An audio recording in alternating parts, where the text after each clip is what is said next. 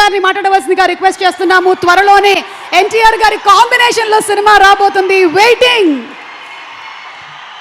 అందరికీ నమస్కారం. అందరికీ నమస్కారం. ఇక్కడున్న వాళ్ళ అందరూ నాకు చాలా ఇష్టమైన వాళ్ళే. ఈ సినిమాలో నటించిన నాకు చాలా సన్నిహితులు. నేనెంతో అభిమానించే వ్యక్తి నందమూరి తారక రామారావు గారు. ఆయనతో నా ప్రయాణం దాదాపుగా 25 ఏళ్ళు. ఆయన సినీ ప్రయాణం 25 ఏళ్ళు. అండ్ నేను సినిమాల్లోకి రాకముందు థియేటర్కి వెళ్ళి చప్పట్లు కొట్టి చూసిన కహో నా ప్యార్ హే హీరో హృతిక్ రోషన్ గారు. అండ్ ఏ జవానీ సినిమా కంటిన్యూస్గా ఒక 12 సార్లు చూశాను. ఇప్పుడే నేను అయాన్కి చెప్తున్నాను, నాకు ఇష్టమైన దర్శకుడు. అండ్ నా కుటుంబ సభ్యుల్లో ఒకరైన నాకు ఇష్టమైన మనిషి నాగవంశీ. ఇలా అందరూ ఒకే చోట నీ ఫంక్షన్కి రావటం, అండ్ రామారావు గారిని ఇష్టపడే ఎంతమంది జనంతో స్ట్రైట్గా మళ్ళీ చాలా రోజుల తర్వాత మాట్లాడాల్సి రావటం. మనం ఒకసారి మ్యాడ్ ఫంక్షన్ కలిసినప్పుడు దాన్ని దేవరనామ సంవత్సరం అని చెప్పాం కదా. మరి ఈ సంవత్సరాన్ని హృతిక్ రామారావు సంవత్సరంగా ప్రకటిద్దాం మనం దీన్ని. ఎందుకంటే వాళ్ళిద్దరిని చూడటానికి చాలామంది పాత వాళ్ళు చెప్తూ ఉంటారు కదా 2 కళ్ళు సరిపోవని. అలా వాళ్ళిద్దరిని చూడడానికి 2 కళ్ళు సరిపోవు నిజంగానే. ఎందుకంటే ఆ సాంగ్ టీజర్ వస్తుంటే దాని ఎఫెక్ట్ కూడా అలాగే ఉంది.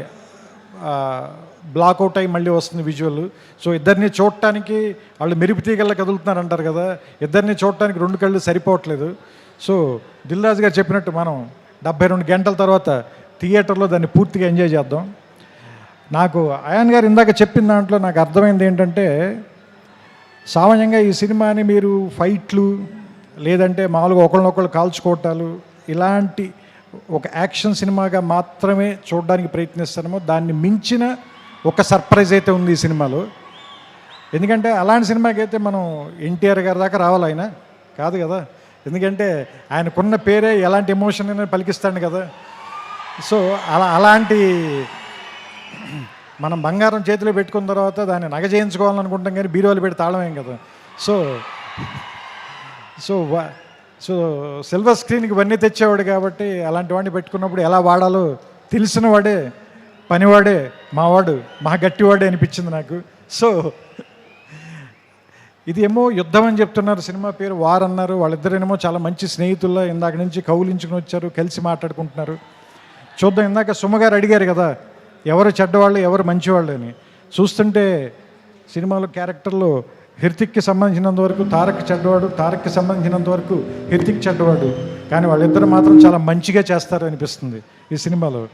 సో రకంగా మంచి చెడ్డ కంటే కూడా ఇది ఒక మంచి సినిమా అవుతుందని మాత్రం ఖచ్చితంగా నాకైతే అనిపిస్తుంది. ట్రైలర్ చూసిన తర్వాత ఇద్దరు యాక్టర్లను పెట్టుకున్న తర్వాత, అందులోనూ ఇద్దరు పెద్ద స్టార్లను పెట్టుకున్న తర్వాత, అంటే యాక్చువల్గా చెప్పాలంటే ఒకళ్ళు వింధ్య పర్వతం, ఇంకొకళ్ళు హిమాలయ పర్వతం, అలాంటి వాళ్ళు ఇద్దరు.